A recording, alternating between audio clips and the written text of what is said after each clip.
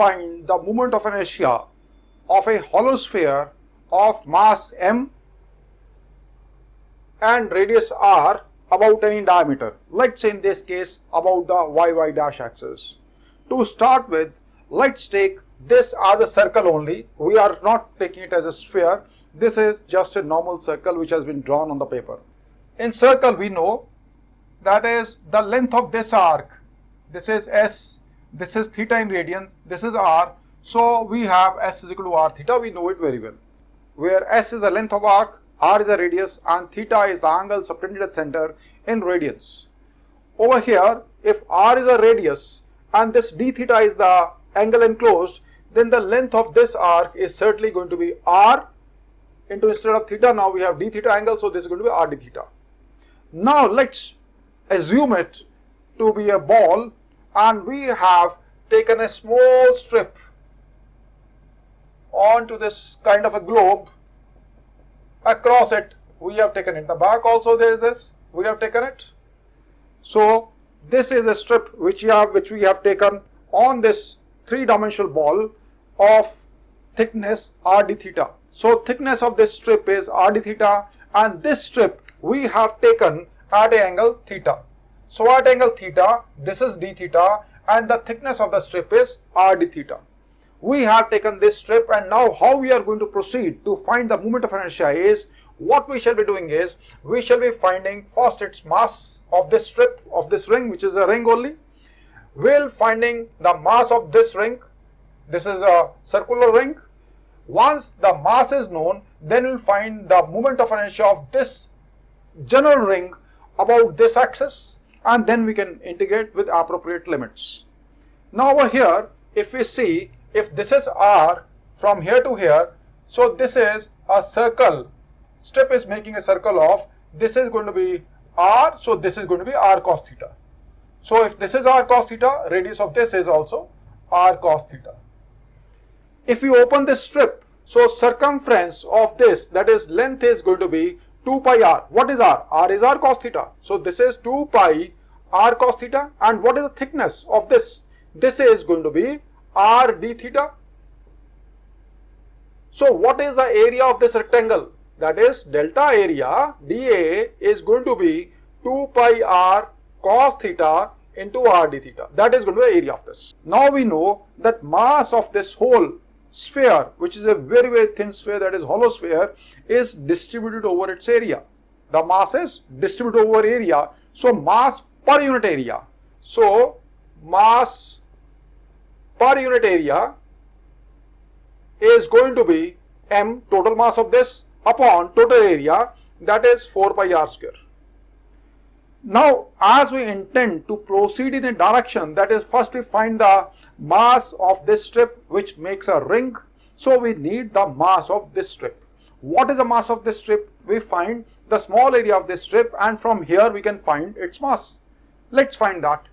So the dm, that is mass of this strip, is mass per unit area, m upon 4 pi r square, into area of this strip. Mass upon area into area. Area and area units, they will get cancelled, and mass units, they will survive.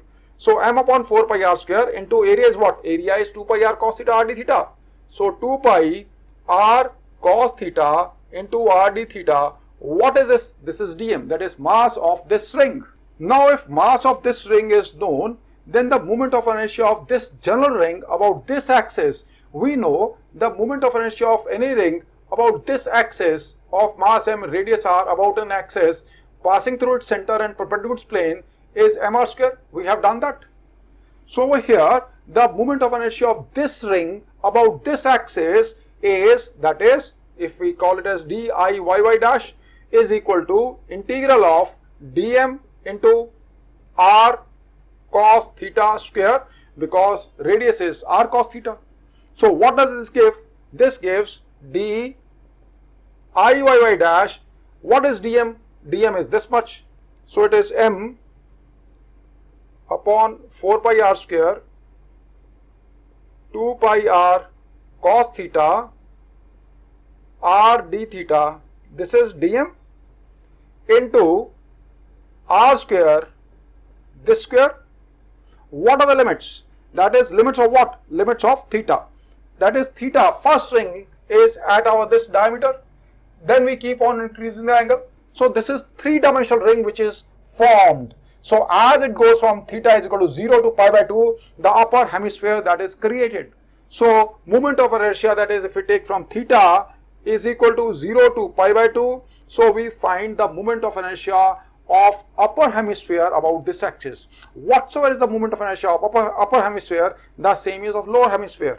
That is, we can multiply 2. Either you can take it minus pi by 2 to plus pi by 2, or you can take 0 to pi by 2 and double it. That's one and the same thing. So over here, so now it is simple integration. So we have moment of inertia expression about yy dash is like this. If we integrate it, we find the total moment of inertia of the ring about this axis. We do the integration, this comes out to be 2m pi by r square. This is written like this only, it's only r square cos square theta is written over here.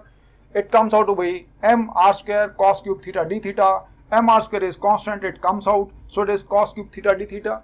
So this is simple integration, you can do anyway. So over here what I have done is I have broken into cos square theta into cos theta d theta. So this cos square theta comes out to 1 minus sin square theta cos theta d theta. Now what we do is we put sin theta as t. So when we put sin theta as t and when differentiate with respect to t, so cos theta d theta is equal to dt. And this becomes 1 minus t square. So 1 minus t square, cos theta d theta is dt, so it comes out to 1 minus t square into dt. And accordingly we have changed the limits also. Theta over here, it was going from 0 to pi by 2. So when we put theta is equal to 0, now sin theta is equal to t. So when we put theta is equal to 0, that is t is equal to 0.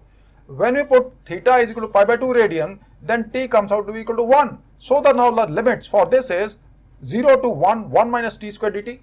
So integral comes out to be t minus t cube by 3, that is 1 minus 1 by 3, that is 2 by 3. A very simple integration.